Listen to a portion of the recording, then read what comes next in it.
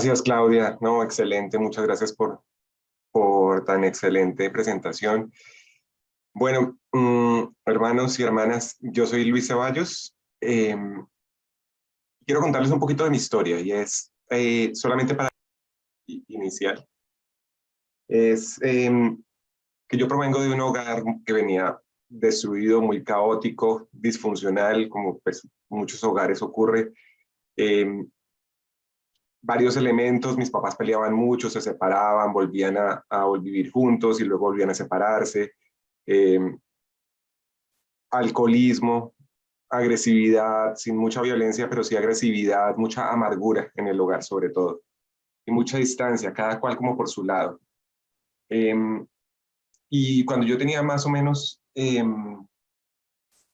12, 13 años, empezamos unos estudios bíblicos y conocimos de Cristo en la familia. Y eso fue muy significativo para nosotros porque empezó a haber cambios muy profundos en mi casa. Y en mi vida también. Yo recibí a Cristo en ese momento y yo recuerdo haber sido liberado de muchas cargas y muchos pensamientos eh, de amargura y de suicidio principalmente. Pero tantos problemas que había en mi casa inicialmente y de pronto empezaron como a aquietarse las aguas, a funcionar todo mucho mejor. Mis papás volvieron a vivir juntos y empezaron a vivir como un noviazgo de películas y mi casa se volvió como un hogar de armonía perfecto. La gente venía a la casa y decía, uy, qué maravilla de hogar, en fin. Y yo empecé a vivir con unas tensiones internas porque empecé a identificar que tenía atracción al mismo sexo. Eh, no lo llamaba así, no lo identificaba así, no entendía qué me estaba pasando, había muchas cosas que estaban confusas dentro de mí. Eh, pero yo decidí no contarle a nadie, no hablar con nadie, porque yo no quería volver a sacudir el bote en mi casa, ¿no? Yo no quería ese hogar tan perfecto y tan bonito que habíamos logrado, pues yo no lo quería volver a sacudir y volver a traer problemas con mis problemas internos. Entonces decidí quedarme callado y empezar a enfrentarlos solo. Y resulta que tenía como mucha habilidad para hacer varias cosas bien. No era hábil para algunas cosas como los deportes o cosas por el estilo, pero sí era muy hábil en el colegio, con los amigos, con las amistades, y empecé a eh, rodearme, como decía Claudia, de unas vendas, de unas identidades, de unas máscaras que tenían que ver más como con el eh, niño bueno. Yo era el hijo perfecto, yo era el hijo responsable, yo iba a la iglesia, era el cristiano perfecto, el cristiano ejemplar, era el estudiante perfecto, el amigo perfecto en el que todos confiaban, en el que todos se apoyaban, en el que todos colaboraban. Yo tenía todas las medallas colgadas en el pecho que me iban acompañando, pero por dentro estaba destrozado, eh, vacío, desocupado. Y eso me llevó a empezar a buscar cómo alimentar esa hambre interna de conectarme con los demás, porque en últimas lo que pasaba es que los demás amaban las máscaras, ¿no? Yo me expresaban amor, pero yo sentía que el amor no me llegaba a mí porque llegaban era a la imagen que yo estaba proyectando, como una especie de armadura externa, como esas de los caballeros de la Edad Media, que impedía que otra persona me abrazara realmente a mí. Y empecé a vivir una doble vida. Entonces, apenas pude, cuando salí de la universidad y todos esos temas, empecé a vivir una doble vida en donde por un lado tenía una apariencia perfecta de piedad y por el otro lado yo me comportaba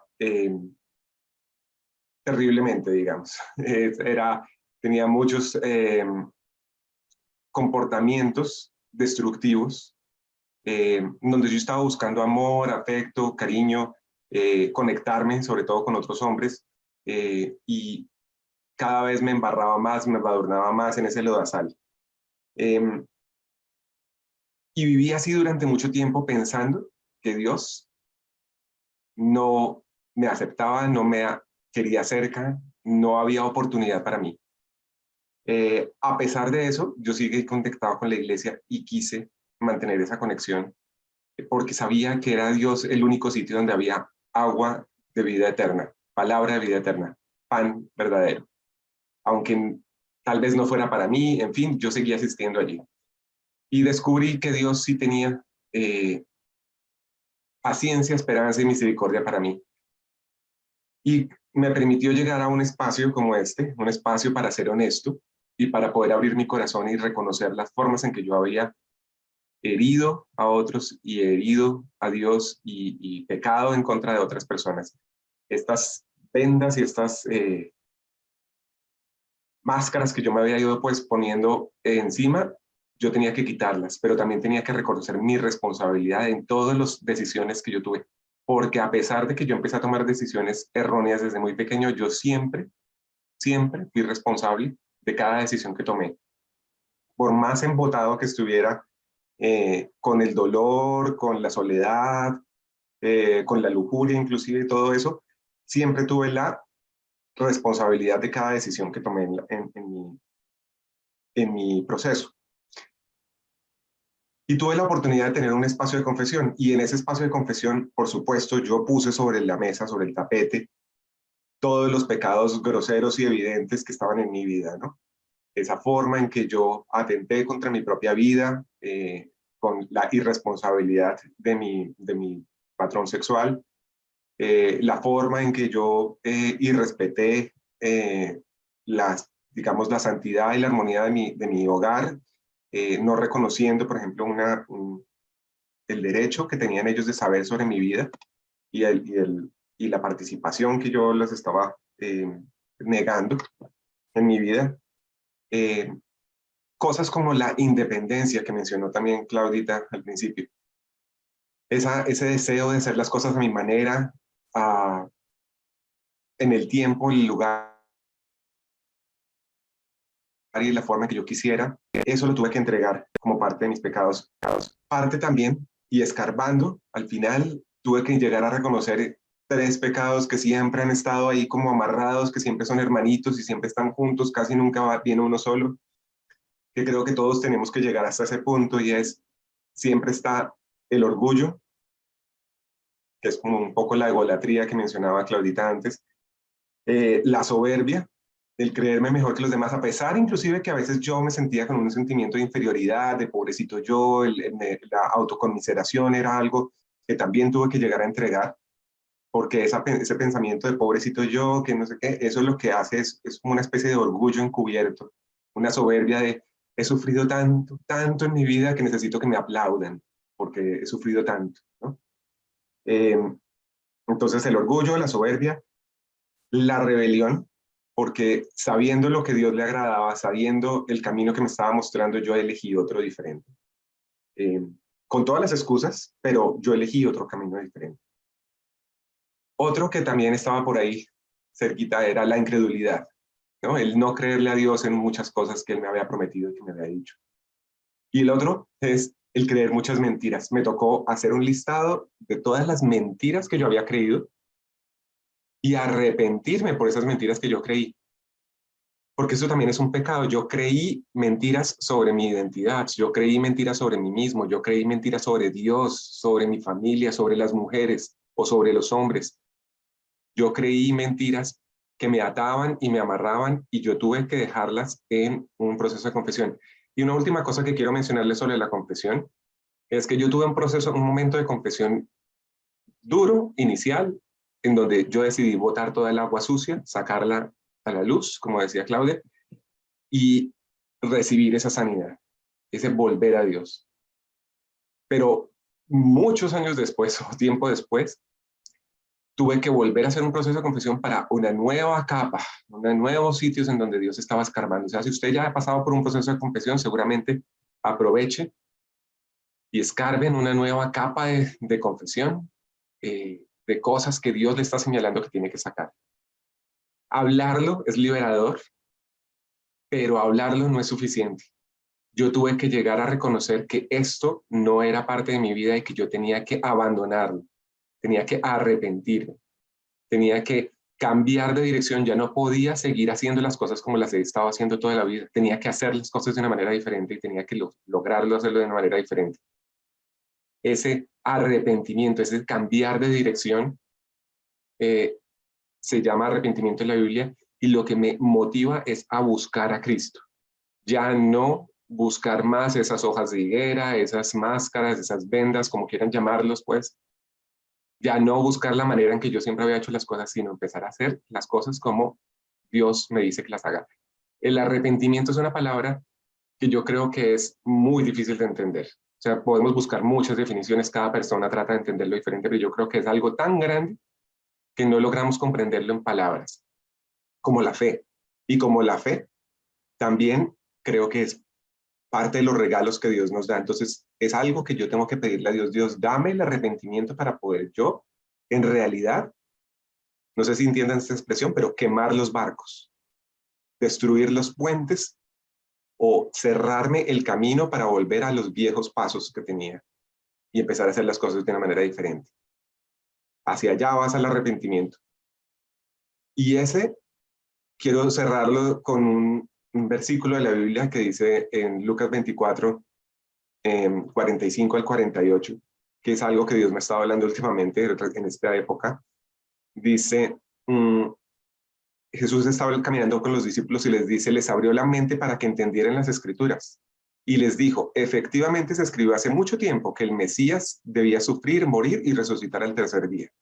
¿Cierto? Eso está ocurriendo al final, cuando ya Jesús va a ascender. También se escribió ese mensaje, que ese mensaje se proclamaría con autoridad de su nombre a todas las naciones, comenzando en Jerusalén. Y el mensaje es este, escuchen. Hay perdón de pecados para todos los que se arrepienten. Y ustedes son testigos de todas estas cosas. Yo hoy soy testigo de que sí hay perdón de pecados para todos los que se arrepienten. Y quiero invitarlos a que hoy tengan una oportunidad de descargar su corazón, reconociendo todas las formas en que ustedes han podido herirse, herir a otros, ofender a Dios. Eso es. Entonces quiero invitarlos ahora en este momento a orar, disponer nuestro corazón y dejar que el Espíritu de Dios obre en nuestras vidas para que pueda florecer ese jardín que Él quiere que cada uno tenga. Señor, gracias porque estamos en tus manos y gracias porque tú dices que tú eres un Dios misericordioso, amoroso y también eres un Dios justo, Señor.